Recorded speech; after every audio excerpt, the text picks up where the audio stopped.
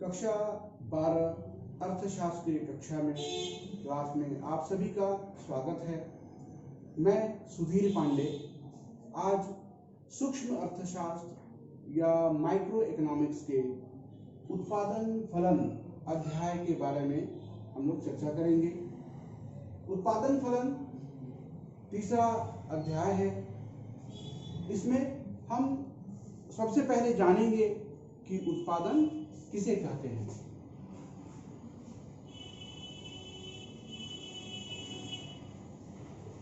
उत्पादन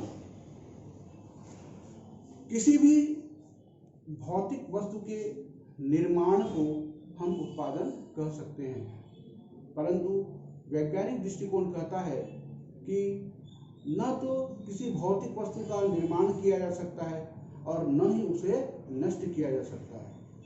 केवल प्रकृति द्वारा प्रदत्त वस्तुओं का हम प्रयोग कर सकते हैं, उसमें उसके परिवर्तन करके उसकी उपयोगिता में ही वृद्धि कर सकते हैं।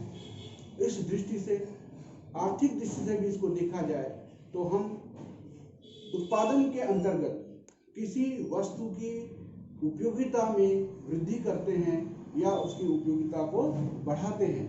तो इसी प्रक्रिया को हम निर्माण को हम उत्पादन कह सकते हैं। उत्पादन 3 प्रकार से होता है।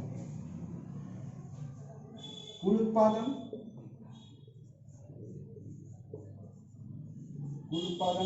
टोटल प्रोडक्शन अर्थात टीपी।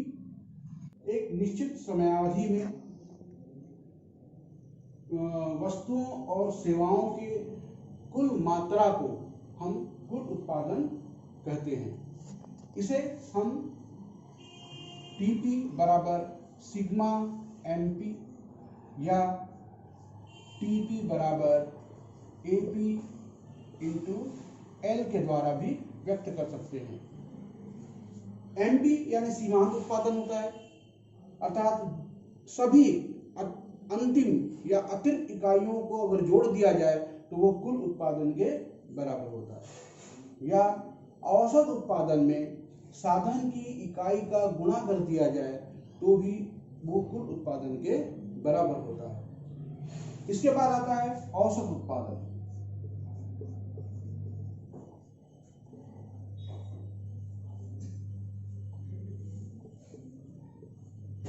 औसत उत्पादन, एवरेज प्रोडक्शन, एपी। जैसा कि शब्द से ही स्पष्ट है, औसत। कुल उत्पादन में इकाइयों की संख्या से अगर भाग दे दिया जाए तो जो भागफल प्राप्त होता है उसे हम औसत उत्पादन कहते हैं। अर्थात एपी बराबर टीपी अपॉन एल, जहां टीपी कुल उत्पादन है और ये साधन की इकाई है। इसका अनुपात या इसका भागफल ही औसत उत्पादन के बराबर होता है। इसके बाद आता है सीमांत उत्पादन। उत्पादन की तीसरी दशा सीमांत उत्पादन, या इसी को हम कहते हैं मार्जिनल प्रोडक्शन। मार्जिनल यानी अंतिम इकाई से मतलब होता है, अंतिम इकाई से तात्पर्य होता है। सीमांत उत्पादन जब लगातार उत्तरोत्तर एक के बाद एक हम इकाइयों का उत्पादन करते हैं तो इस प्रकार अंतिम इकाई जो उत्पादित होती है उसे हम सीमांत उत्पादन कहते हैं। अर्थात कुल इकाई में, उत्पादन की कुल इकाई में से एक इकाई पहले के योग को अगर घटा दिया जाए, उसका अंतर निकाला जाए तो इस प्रकार प्राप्त अंतर हमारा सीमांत उत्पादन कहलाता है। सूत्र के रूप में हम एमपी को ऐसे लिख सकते हैं। हम ये कुल उत्पादन n इकाइयों तक उत्पादन हुआ है तो n इकाइयों की संख्या माइनस ठीक उसके पहले की इकाइयों का योग n-1, ये होता है सीमांत उत्पादन। तो अब इसके बाद हम चलते हैं फलन पे। अब देखते हैं फलन।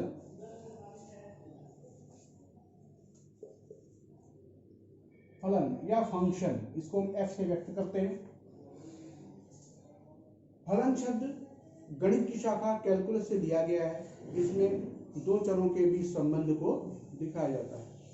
वैसे ही अर्थशास्त्र में उत्पादन और उस उत्पादन के लिए लगने वाले विभिन्न साधन जैसे श्रम, पूंजी, भूमि आदि के संबंधों को इस फलन के द्वारा ही हम व्यक्त करते हैं। फलन में दो चर होते हैं, एक स्वतंत्र चर और एक परतंत्र चर, जिसमें परतंत्र चर अर्थात जैसे इसको हम सूत्र के द्वारा लिखते हैं y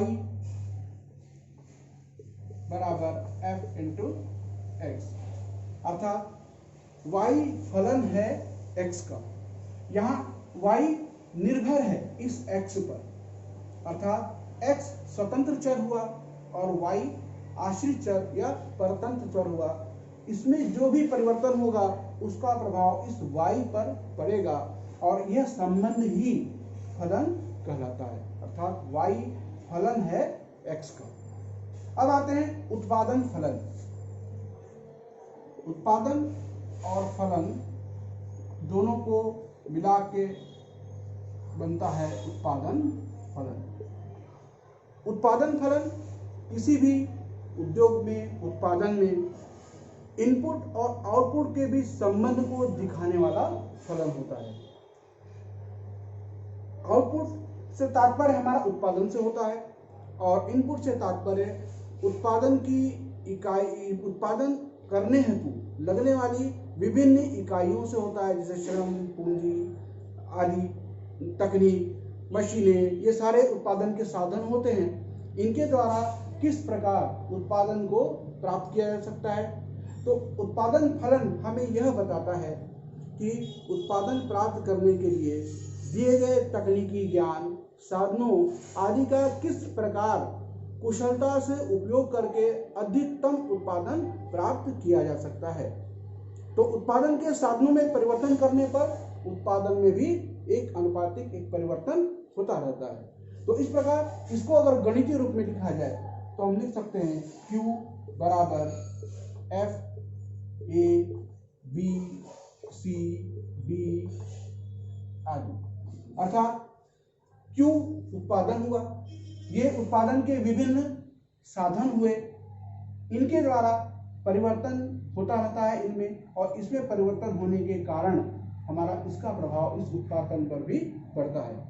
इसमें अनुपातिक जैसे भी जो भी परिवर्तन हो, कभी श्रम बढ़ता है, कभी कुछ साधन स्थिर रहते हैं, कुछ परिवर्तनशील रहते हैं। तो इस प्रकार इन स्थिर और परिवर्तनशील साधनों के द्वारा, एक अनुपात के द्वारा, उसमें परिवर्तन के द्वारा जो भी इसमें परिवर्तन होगा, जो भी इसमें कमी या ज्यादा होगी, उसका निश्चित प्रभाव इस उत्पादन पर पड़ेगा। तो इनके बीच के संबंध को हम उत्पादन फलन कहते हैं। इनकी अपनी एक मान्यता है, हर सिद्धांत की जैसी मान्यता होती है वैसे उत्पादन फलन की भी मान्यता है। उत्पादन फलन को दो प्रकार में बांटा जाता है, एक दीर्घकालीन और एक अल्पकालीन उत्पादन फलन। अल्पकालीन उत्पादन फलन जिसमें कि कुछ साधन स्थिर रहते हैं और कुछ साधन परिवर्तनशील रहते हैं, जिसे हम परिवर्तनशील अनुपातों के नियम के अंतर्गत भी आगे पढ़ेंगे। और दीर्घकालीन उत्पादन फलन में सभी साधन परिवर्तनशील रहते हैं और मांग के अनुसार पूर्ति को बनाए रखते हैं और मांग के अनुसार उत्पादन को बनाए रखते हैं। तो हर साधन में हम अपनी इच्छा अनुसार, आवश्यकता अनुसार परिवर्तन कर सकते हैं। तो इस मान्यता के अनुसार चार मान्यताएं आती हैं। पहला, अल्पकालीन उत्पादन फलन में कुछ साधन स्थिर होते हैं, कुछ साधन परिवर्तनशील होते हैं, जबकि दीर्घकाल उत्पादन फलन में सभी साधन परिवर्तनशील होते हैं। अल्पकाल में तकनीक में कोई परिवर्तन नहीं होता।